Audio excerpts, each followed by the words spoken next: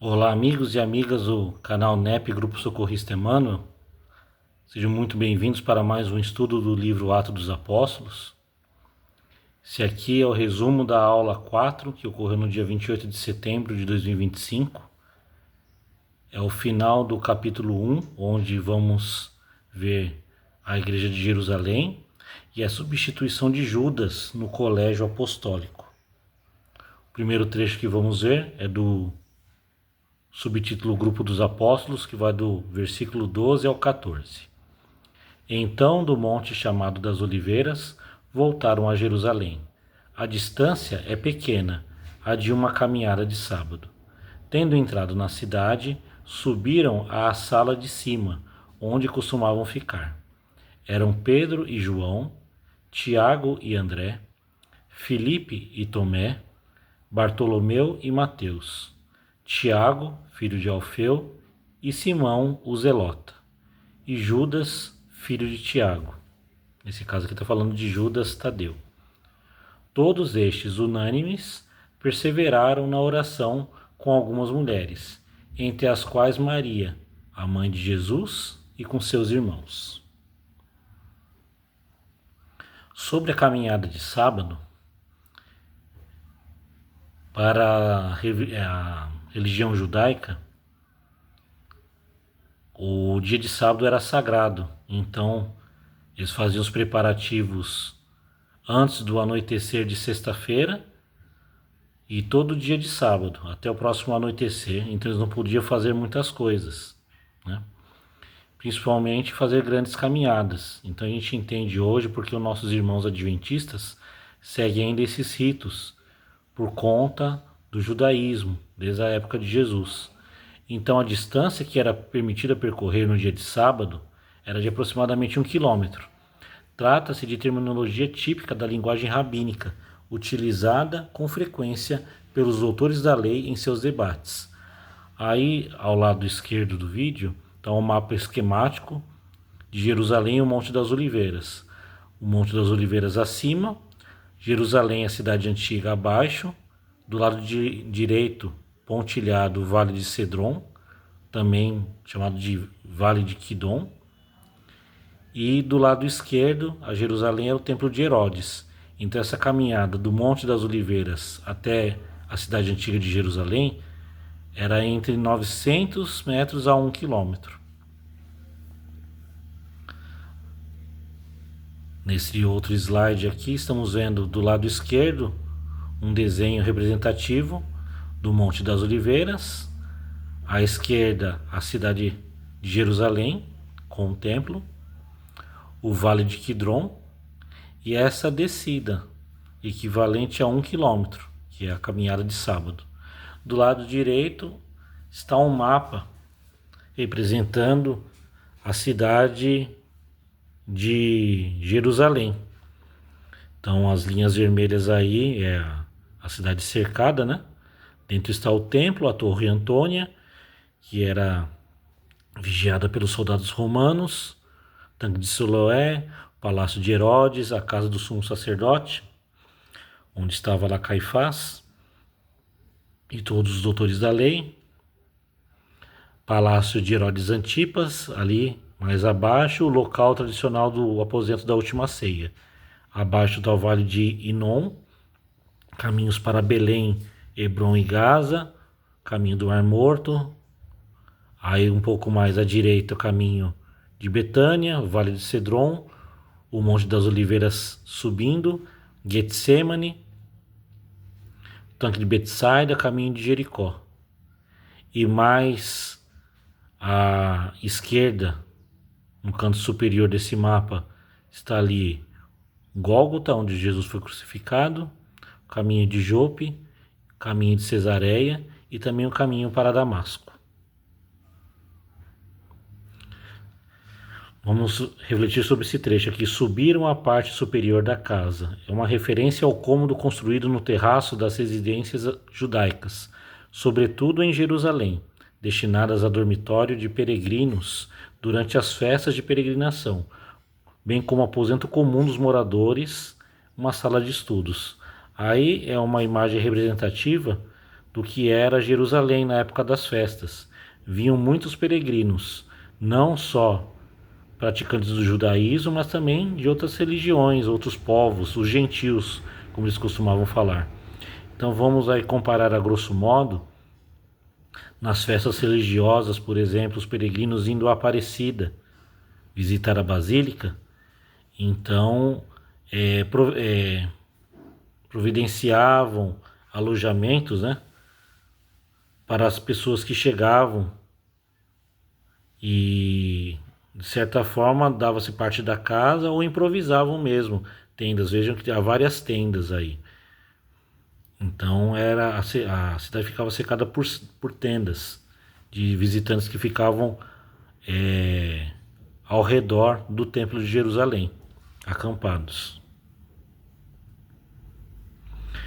Então, no judaísmo, as festas de peregrinação referem-se a 3 festividades principais: Pessah, Shavuot e Sukkot, conhecidas em hebraico como Shalosh Regalim, quer dizer, as 3 peregrinações.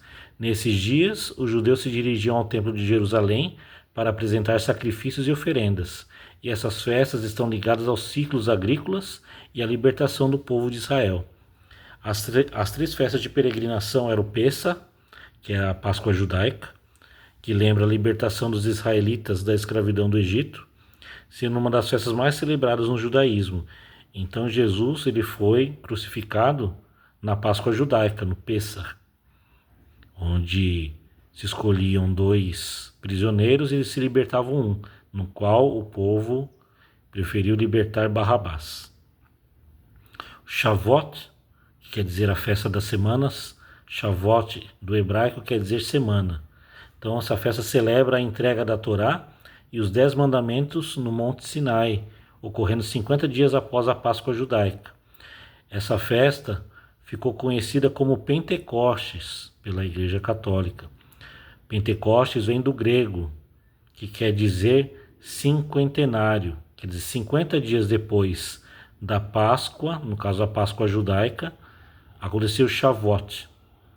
Então, mesmo tendo passado aí o Pessah, que é a Páscoa judaica, os apóstolos permaneciam ali em Jerusalém porque aconteceria a festa das semanas. Então, nas festividades católicas, tem a Páscoa, que é celebrada, e 50 dias depois no calendário católico é comemorado o Pentecostes. E nós veremos mais sobre o Pentecostes no próximo capítulo, onde estudaremos mais a fundo sobre esse momento, onde os apóstolos começaram a falar em idiomas diferentes, mediunizados. E a última festa de peregrinação era o Sukkot, conhecido como Festa das Cabanas, Festa das Tendas ou Festa dos Tabernáculos, que comemora a permanência dos israelitas nas tendas no deserto após a saída do Egito, sendo um período de grande alegria e celebração. Essa festa aí foi quando Jesus foi recebido em Jerusalém. Ele chegou montado num moar, num burrinho, e foi recebido com flores, com as pessoas segurando folhas de palmeira. E essa festa representa na Igreja Católica como o Domingo de Ramos. E essa festa acontece 7 meses antes do Pessah, que é a Páscoa judaica. Mas aí no calendário católico o que acontece? O Domingo de Ramos é celebrado num domingo e uma semana depois acontece a Páscoa cristã, a Páscoa católica. Então, né, como é que pode Jesus ser recebido como rei em uma semana e uma semana depois ser condenado? Não, eles aí adaptaram essa linha de tempo de 7 meses para uma semana, 7 dias, do Sukkot, que é a festa das cabanas, para o Pessah, a Páscoa judaica. Então, para a gente entender como é que funciona, né, essas festividades do judaísmo adaptadas no catolicismo. A contextualização dessas passagens. Voltar a Jerusalém lembra que os fatos espirituais pedem uma aplicação imediata. Após a elevação de Jesus, ele retornou ao pátio espiritual, os discípulos retornam ao trabalho. O monte é símbolo da elevação da consciência. Vamos lembrar de Jesus quando ele subiu ao monte, onde se transfigurou e apareceu ali Elias e Moisés. Também quando Abraão foi sacrificar Isaque no alto de uma montanha e o anjo foi segurar sua mão, e também quando Moisés foi receber ali os 10 mandamentos nas tábuas da lei, ele teve que subir ao monte. Então, o ato de subir é uma elevação espiritual. Descer do monte, descer dele, é trazer a luz adquirida para a vida comum. Voltar a Jerusalém significa enfrentar novamente o mundo material, o convívio difícil, a missão. Quer dizer, quando na aula anterior nós vimos que Jesus, na sua ascensão, eles estavam no alto de um monte, como está relatado no texto Os 500 da Galileia, do livro Boa Nova, ditado por Humberto de Campos, o irmão X. Eles tiveram que voltar a Jerusalém, quer dizer, tiveram que descer para a cidade antiga. E isso representa retornar para o mundo material, para a realidade, o convívio difícil, a missão que eles iam enfrentar. Subir à casa de cima remete à elevação íntima, o recolhimento necessário para a comunhão com o alto. Cada discípulo, que nós comentamos no versículo, representa virtudes e fraquezas humanas. Todos reunidos mostram a diversidade de almas na seara do Cristo. Então, aí no contexto espírita, cada um tem a sua característica, né? Dentro de cada casa espírita, mas nos trabalhos todos somos necessários. Formamos uma fraternidade, uma aliança em prol de um bem comum, que é trabalhar para Jesus na sua seara. E Maria de Nazaré, Maria Madalena, Joana de Cusa, Salomé, Maria, mãe de Tiago Menor e outras seguidoras estavam presentes. Isso remete à inclusão feminina no núcleo da Igreja Nascente. Dentro de uma sociedade totalmente paternalista, que era a sociedade judaica, as mulheres ganharam representatividade para passar a mensagem do cristianismo primitivo para frente. Elas foram essenciais. Lembrando que Joana de Cusa foi uma das encarnações da venerável Joana de Ângeles. Aqui os demais versículos falando sobre a substituição de Judas. Naqueles dias, Pedro levantou-se no meio dos irmãos.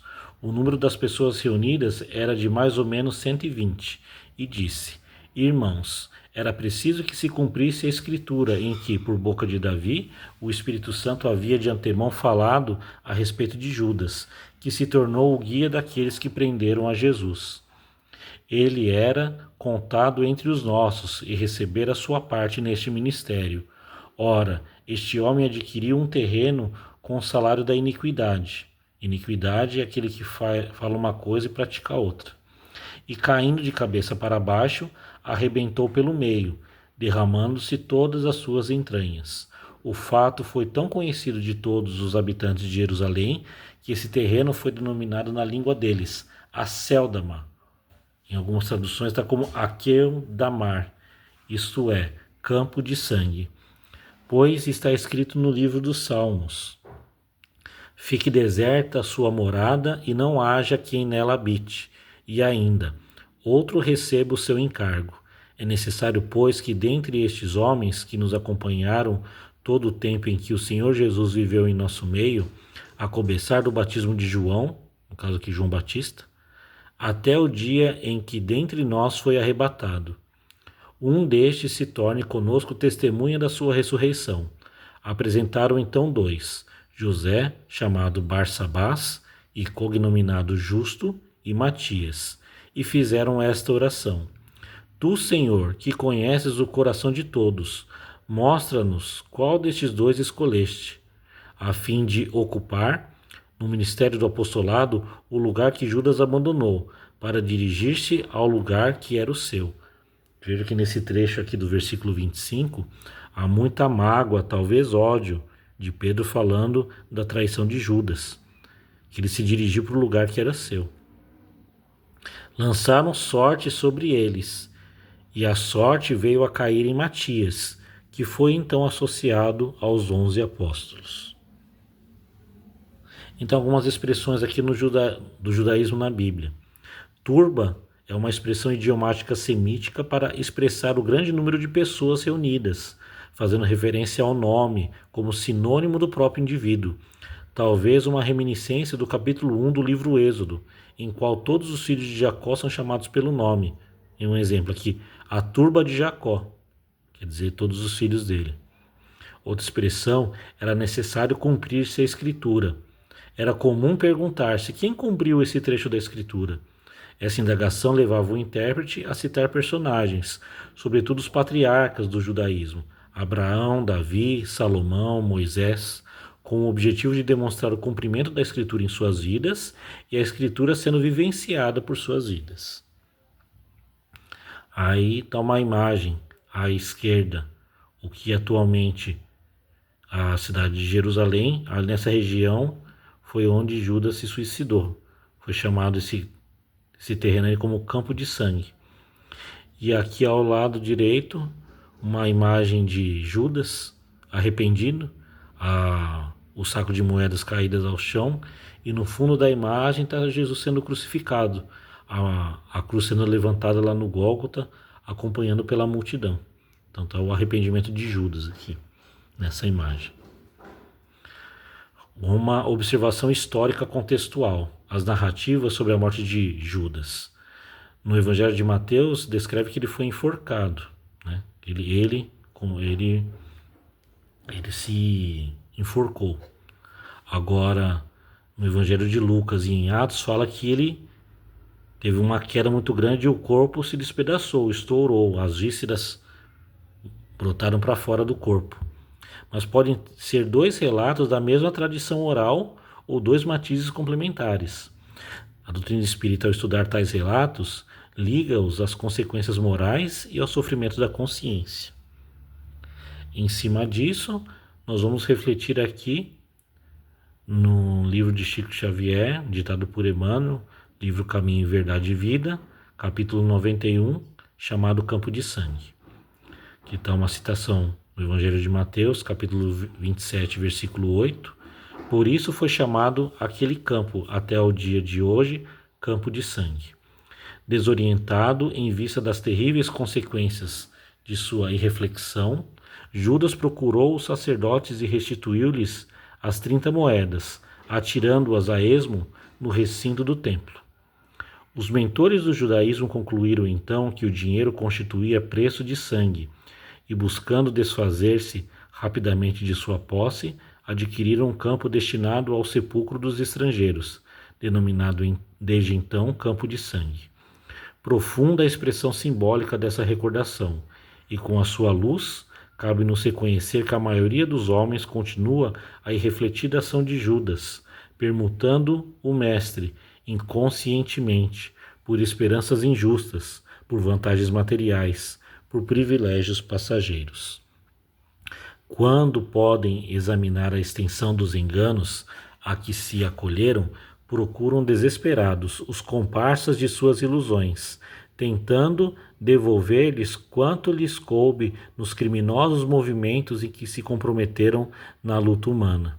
Todavia, com esses frutos amargos, apenas conseguem adquirir o campo de sangue das expiações dolorosas e ásperas, para sepulcro dos cadáveres de seus pesadelos delituosos, estranhos ao ideal divino da perfeição em Jesus Cristo.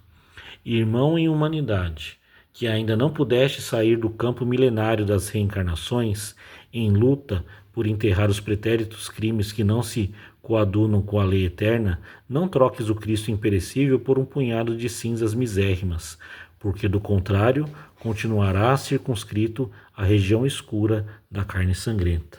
Então, nós não devemos aí julgar os atos de Judas, porque nós ainda costumamos trocar o chamado de Jesus pelas vantagens mundanas. Aqui quem foi José, chamado Barsabás, cognominado Justo, Então ele foi um discípulo antigo, respeitado por Jesus, provavelmente membro dos 70 discípulos iniciais, lembrado por sua justiça e integridade. Não foi escolhido como apóstolo em lugar de Judas, mas permaneceu como servidor do Evangelho. Seu nome e sua humildade atravessaram séculos, como testemunho de que no cristianismo não há perdedores quando se trata de servir a Cristo. Matias, o apóstolo sorteado. O texto bíblico destaca que ele havia acompanhado Jesus desde o batismo de João até a ascensão, sendo por isso considerado apto a testemunhar a vida e a ressurreição do Mestre. A Escritura não fornece detalhes sobre sua profissão, sua família ou seu local de nascimento, e tais informações permanecem desconhecidas. Tradições posteriores afirmam que teria sido natural da Judéia e que, após sua eleição, dedicou-se à pregação em diferentes regiões. Quanto à sua morte, também não há consenso. Algumas tradições dizem que foi martirizado em Jerusalém, possivelmente apedrejado e depois decapitado, enquanto outras o situam pregando e morrendo em lugares distantes, como na região do Cáucaso ou na Etiópia, havendo ainda quem afirme que morreu de velhice. Essas versões variadas mostram como a figura de Matias, embora confirmada nas origens da comunidade cristã, ficou envolta em silêncio bíblico e em tradições divergentes sobre sua trajetória final. Então vamos encerrar o nosso estudo com 2 textos. O primeiro texto do livro Taça de Luz, de autores diversos. O texto chama-se Muitos chamados, poucos escolhidos. Muitos dormem, poucos despertam. Muitos reprovam, poucos ajudam. Muitos aproveitam, poucos semeiam. Muitos estudam, poucos aprendem. Muitos determinam, poucos executam. Muitos suspiram pela felicidade, poucos se conformam com o suor. Muitos reclamam, poucos cooperam. Muitos sonham, poucos fazem. Muitos aconselham o bem, poucos acompanham-no. Muitos pedem, poucos dão. Muitos desejam, poucos trabalham. Muitos perturbam, poucos servem. Muitos exigem, poucos colaboram. Muitos esperam, poucos se movimentam. Muitos apelam, poucos atendem. O mundo é uma grande escola de preparação e aperfeiçoamento, em cujas classes o Senhor convida nominalmente a todos para o progresso no engrandecimento comum. Entretanto, raros se fazem escolhidos pela cooperação, pelo aproveitamento e pela boa vontade. Aí está um texto ditado por André Luiz, uma psicografia em reunião pública, em 1951, no Centro Espírito Luiz Gonzaga, na cidade de Pedro Leopoldo, Minas Gerais.